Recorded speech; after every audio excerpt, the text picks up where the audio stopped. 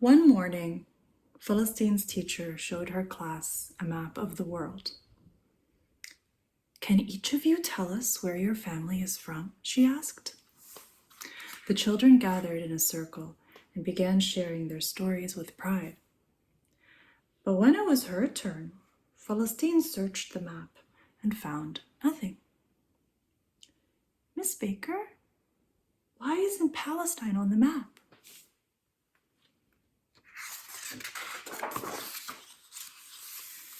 Miss Baker looked at the map. "I think there's no such place," Miss Baker said. Philistine was troubled, confused, and curious. She needed to ask more questions.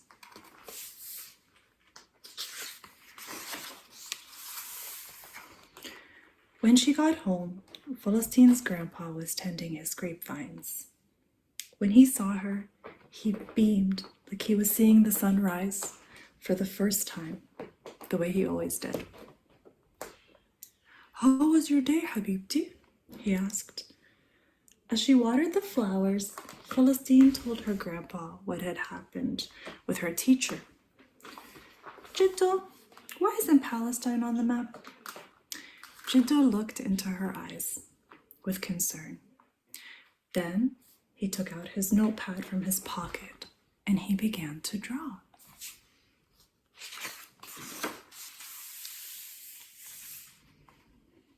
First, an outline of what seemed to be an ancient tooth, like the fossils in Philistine's dinosaur book. Then, ocean waves to the west, lines and borders to the east. With a steady hand, he drew little circles and gave life to cities and villages with names she had not heard before. He labeled one of those circles Hawara, our home. When he was finished, he tore the paper out, folded it carefully, and gave it to Philistine.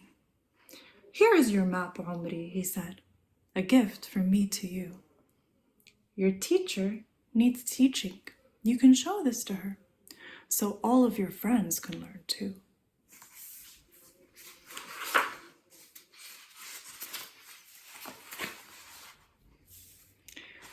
When Philistine went inside, her grandma was making her favorite treat, spinach pies. She washed her hands so she could help. As she filled delicate parcels of dough with a special blend of spinach, walnuts, sumac, and spicy red pepper flakes, Philistine asked, "Teta, why isn't Palestine on the map?" Teta's eyes looked through Philistine, and she spoke as if she was in another world.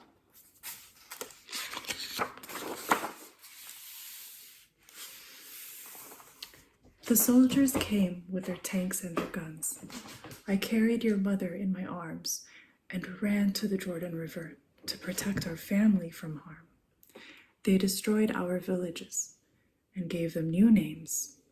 They burned the fields and the olive trees. We left our homes and many loved ones behind.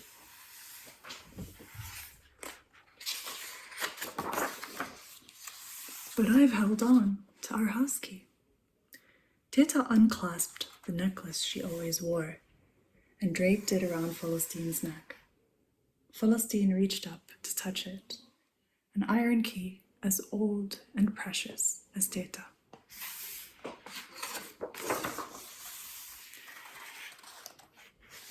After Isha prayer, when she was snuggled in bed, Philistine told her mama about her day, about her teacher and the map at school, about the new map Jiddo drew, and about Teta and her key.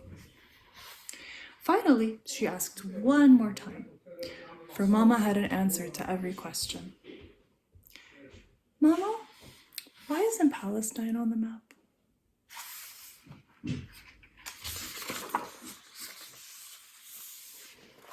"There are places, Hayati, you don't need a map to find," her mama said.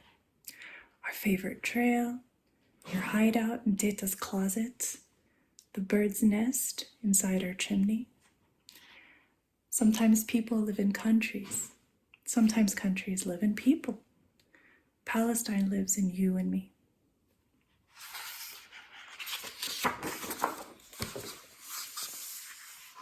How can I be sure it's there when I've never seen it? There are things in this world you haven't seen with your own eyes, Mama said. Your heart in your chest, the air in your lungs, from her olive groves to the sea. Our homeland is as real as God above. Palestine lives in you and me.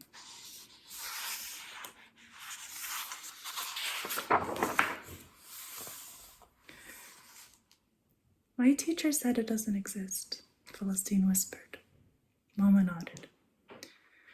There are people who say it doesn't exist, that we don't exist, but their maps can't erase us, she replied, her voice calm and clear.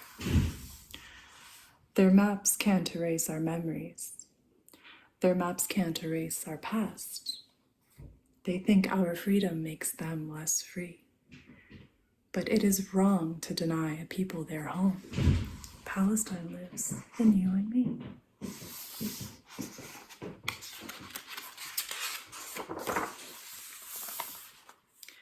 Mama got in bed with Philistine and held her close, smiling. She ran her fingers through her beautiful, stubborn curls. Palestine lives in every Palestinian who cannot return, Mama said. She is in millions of hearts that beat like debke drums. She is in every cross-stitch of the thobe you wear for Eid. She is in the bread Teta bakes on Sunday morning. She is in the za'atar we put in our tea. She is Haifa and Yafa and Ramle and Lid. She is Nasr, Nablus, Jerusalem and Jenin. She is Gaza most of all, and her dear laughing children, playing soccer by the sparkling sea. She's the stones we cast and the words we write. She is our past, our present, our legacy. She's called many names, but is older than them all. Palestine lives in you and me.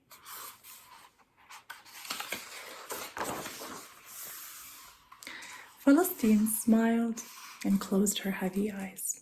She thought about showing her map and her key to her class in the morning, and she felt proud.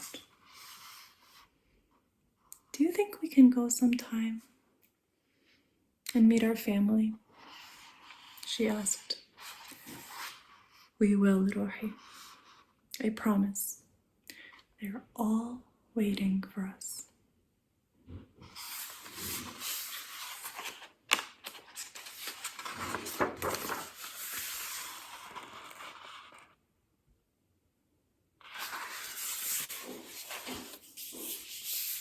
I hope you enjoyed. I'm up for Palestine.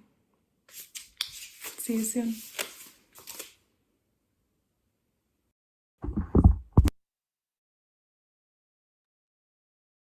Hello, everyone. Thank you. Wonderful. So we have Jacqueline